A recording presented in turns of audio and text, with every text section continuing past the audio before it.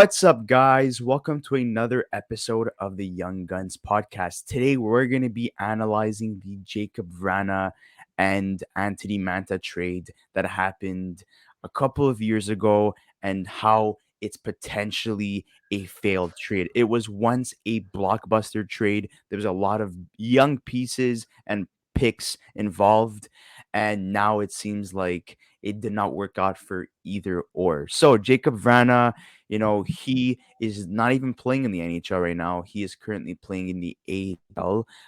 He returned from Player Assistance Program. He's currently with the Grand Rapids Griffins, but he's been a healthy scratch, and we don't know what the situation is right now. But it seems as if the relationship between Stevie Yzerman, the general manager of the Detroit Red Wings organization, and Jakub Vrana is broken, and they put Jakub Vrana on waivers. No one claimed him.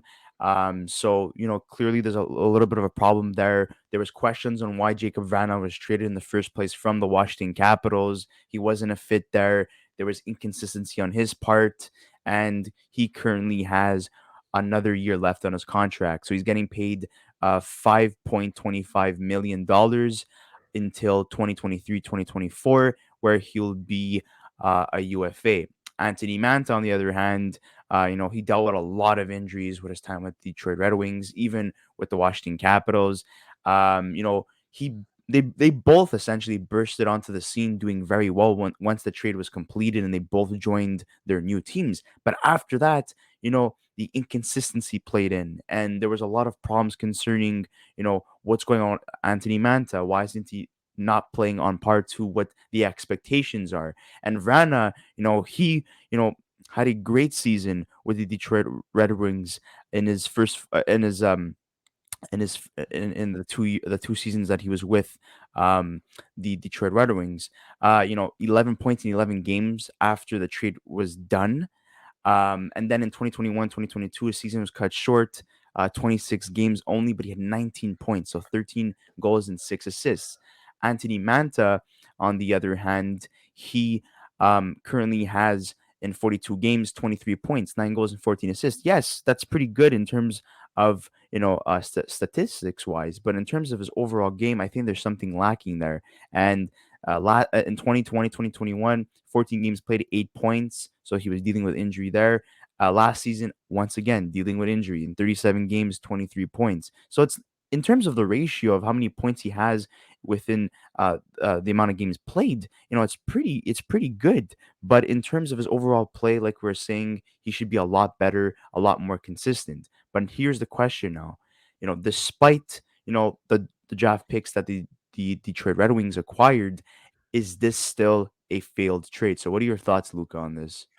Well, yeah. Well, first we got to go back and revisit the trade first of all, and kind of see what happened here. So the Capitals, on April 12th, 2021, decided they were going to make a blockbuster move with the Red Wings. They acquired Anthony Mantha in exchange for Richard Panik, Jakub Vrana, a first round pick, and a second round pick.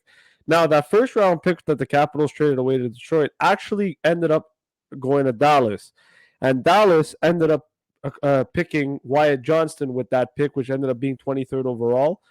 Detroit acquired the 15th overall pick, which they ended up drafting Sebastian Kosa from that deal. So with the Dallas trade, they ended up trading a first, a second, and a fifth.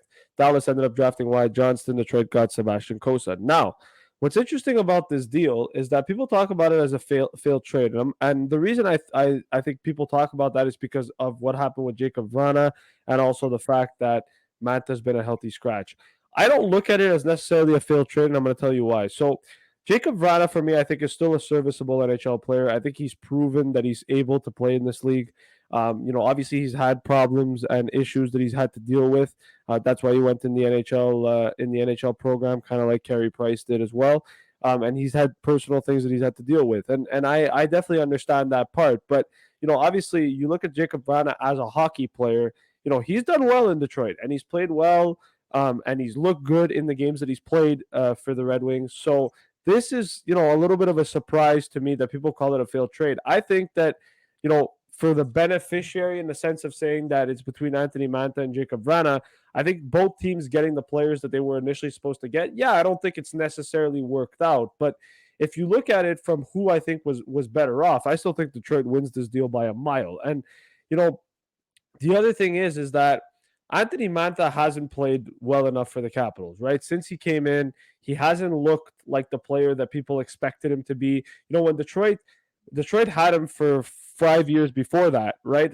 6 years before that, and he was putting up decent numbers in Detroit, and there was a lot of promise with Anthony Mantha as to, okay, this guy, might turn into a 60-point player. Hasn't done that, hasn't lived up to that. His career high is 48. This is a guy that I think a lot of people expected more out of him. And look, he's still 28. He's hitting his prime, but this is at a point now in his career where Anthony Well, isn't anything more than maybe an average second liner at best. And so, that's kind of what Washington got. And they had to give up a guy like Jakub Vrana. Now, Vrana, to me, I think that on a different team with an opportunity and a fresh start after everything that he's been through, and you put him on a top line or a second line, I think he becomes a really good player. Jakub Vrana has always been a really good player. I've always been high on him. He's always put up decent numbers in every team that he's played for. So I'm not worried about him. I was surprised that he didn't get claimed off waivers, but then, he's got a year left on his deal. So does Mantha. So that makes sense. However, I think when you look at it and when you look at where, Detroit and Washington are at right now, I think Detroit wins this deal. And the reason I still think that this deal isn't a failed trade is because even if they traded that first round pick to Dallas, right, for Wyatt Johnston, they ended up getting Sebastian Cossa with the 15th overall pick. So Detroit has turned essentially that 23rd overall pick into a future starting goaltender. They also got a second round pick out of that deal, which we don't know how he's going to turn out in Dmitry Bolshnikov, and then obviously they got Richard Panik. Now Richard Panik ended up in the Islanders. He never really panned out. He was just there for a cap personal, dump. just a cap dump essentially, right? But I still think that Detroit look at this deal and go, listen, to be honest, we got a first round pick. Yes, Vrana might get traded, but we may get some assets for Jakub Vrana, and we got ourselves a future starting goaltender. So I still think Detroit isn't too upset about this. I think if you're Washington, you're probably, scratching your head going, shit, what did we do here? Because at the end of the day, they gave up a lot for a guy who has underachieved and underperformed.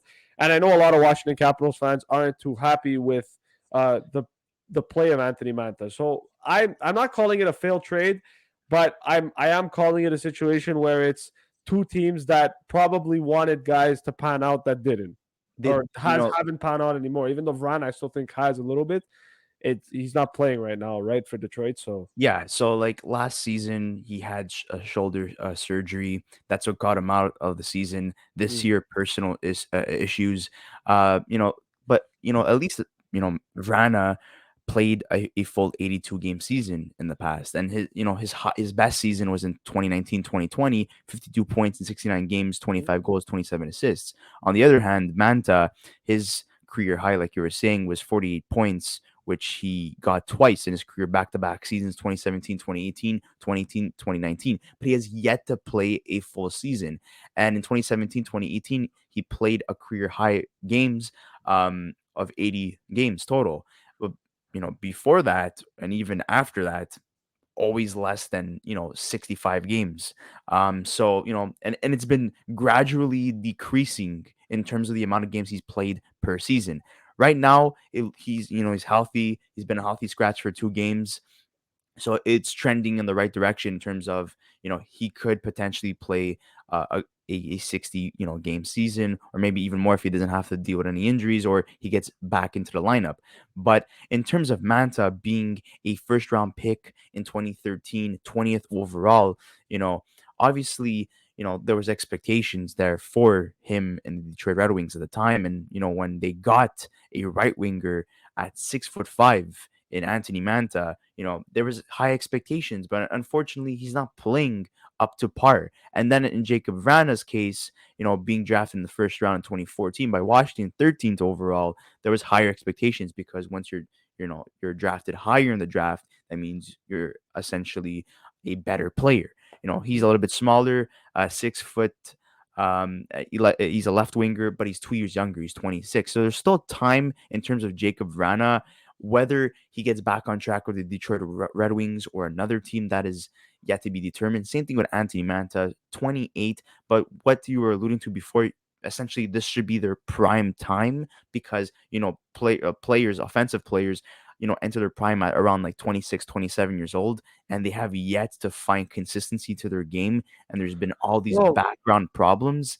It's kind of a crappy situation for both players and for both organizations. I think Vrana has what's the word? I think Vrana's had played a lot better, and I think he has found consistency in his game. I just think that the personal issues that he's dealt with have made this situation worse than what it is.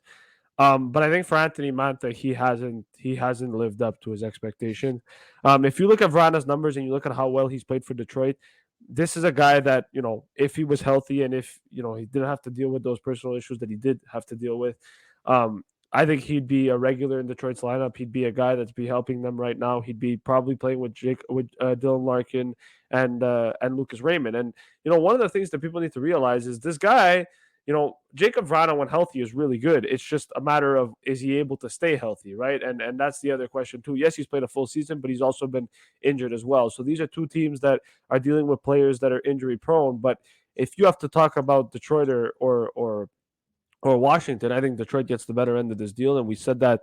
We said that when the deal happened, and I'm saying it again because I still believe that no matter what happens to Jakub Vrana moving forward, he's a better player than Anthony Mantha. And he's also 2 years younger, so that's how I see Yeah, it. and look, Anthony Mantha, in terms of his contract situation, 5.7 million, at least for another season until 2023, 2024. So both their contracts are similar in terms of salary, and Yeah, also they both end the same year, and they're both going to be UFAs. So I don't think it's going to be impossible necessarily if they want to trade any of these players. So, yeah. guys, Detroit Red Wing fans, Washington Capital fans, would like to hear your thoughts in the comment section below.